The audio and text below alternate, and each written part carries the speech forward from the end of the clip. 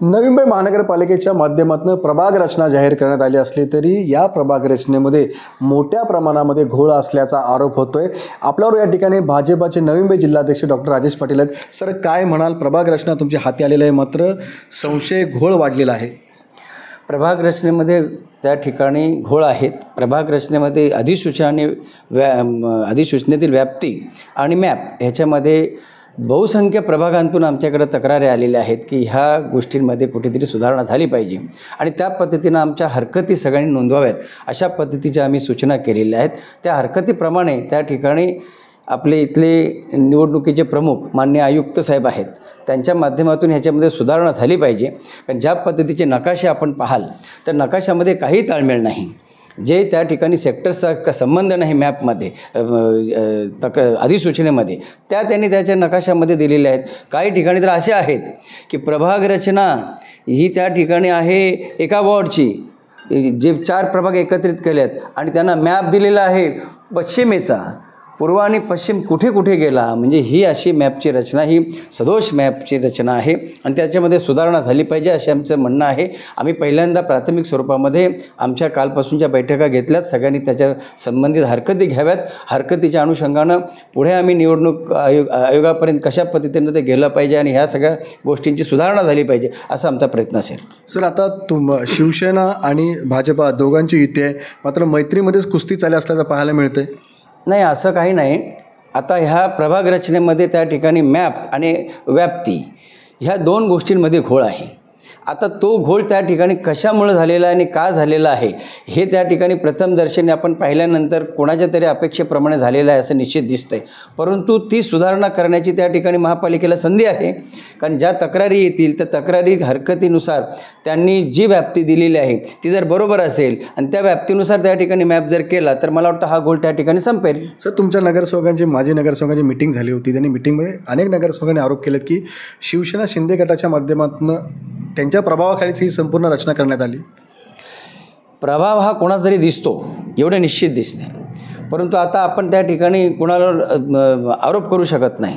पण एवढं नक्की आहे, जे प्रभाग तिथल्या व्याप्तीनुसार अधिसूचनेनुसार नकाशामध्ये त्या ठिकाणी परिवर्तन झालं पाहिजे ते त्या ठिकाणी झाल्या पाहिजेत अशा पद्धतीचा आमचा हट्ट असेल। आणि तसा हट्ट त्यांनी का धरावा, तर त्यांचे मॅपमध्ये त्या पद्धतीनं जर तशी व्यवस्था त्यांनी केली नाही तर ती चुकीचं ठरेल। म्हणून व्याप्तीप्रमाणे नकाशा असावा अशा पद्धतीच्या आमच्या हरकतीद्वारे आम्ही त्यांना मागणी करणार आहोत आणि ती करावी अशी आमची त्यांना विनंती राहील। तुम्ही हरकती करा, सूचना कराल, मात्र मान्य न झाल्यास? मान्य नाही झाल्या तर तुम्हाला मी मगाशी बोललो की आम्ही माननीय मुख्यमंत्री महोदय आहेत त्यांना आम्ही सांगू की निवडणूक आयोगाच्या ह्या इथल्या स्थानिक पातळीवर कशा पद्धतीनं घोळ होतो आहे आणि कशा पद्धतीनं नागरिकांवर अन्याय होणार आहे। बघा, प्रभाग रचना कोणाला कुठल्या पक्षाला कसं वाटतं हा महत्त्वाचा मुद्दा नाही, परंतु जर त्या ठिकाणी चुकीच्या प्रभागाच्या रचनेमध्ये जर सगळ्या गोष्टी आल्या तर त्याच ठिकाणी त्यांच्या नागरिकांचं नुकसान होऊ शकतो। एखादी पाईपलाईन जर त्या ठिकाणी गेले, एखादा शिवरेज लाईन तिथून जात नाही आणि तो जर प्रभाग वेगळा असेल तर त्या ठिकाणी कामाची रचना देखील बदलेल आणि त्या रचनेमध्ये सामान्य नागरिक भरडला जाईल। आणि म्हणून मॅप आणि व्याप्ती ह्या दोन्ही गोष्टी व्यवस्थित असल्या पाहिजेत आणि त्या ठिकाणी नाही झाल्या तर आम्ही निवडणूक आयोगाकडे जाऊ, वरिष्ठांशी चर्चा करू।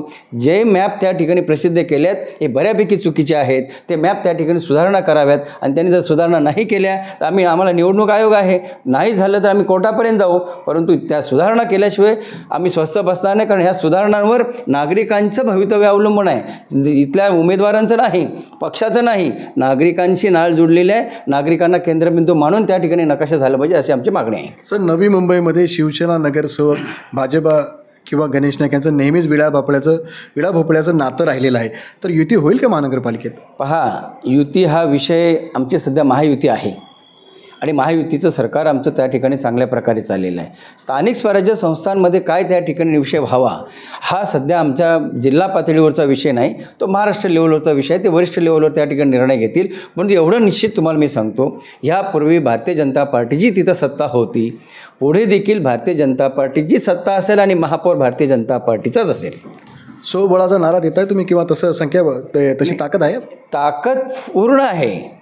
सत्ताच जर त्या ठिकाणी भारतीय जनता पार्टीची होती तर ताकद का नाही आमची? ताकद होती म्हणून सत्ता आली ना. त्याच्यामुळं भारतीय जनता पार्टीची ताकद होती, आजही आहे आणि पुढेही राहील. आणि म्हणून मी ठामपणे सांगतोय की ह्या ठिकाणी सत्ता ही भारतीय जनता पार्टीचीच असेल, एवढं निश्चितपणे तुम्हाला मी सांगतो. नक्कीच आपण पाहतो की या ठिकाणी युती हो किंवा न हो, या नवी मुंबई महानगरपालिकेवरती सत्ता भाजपाचीच येणार अशा प्रकारचा ठाम विश्वास जिल्हाध्यक्ष डॉक्टर राजेश पाटलांनी व्यक्त केला आहे. विनायक पटेल, ABP माझा, नवी मुंबई. ABP माझा, उघडा डोळे बघा नीट.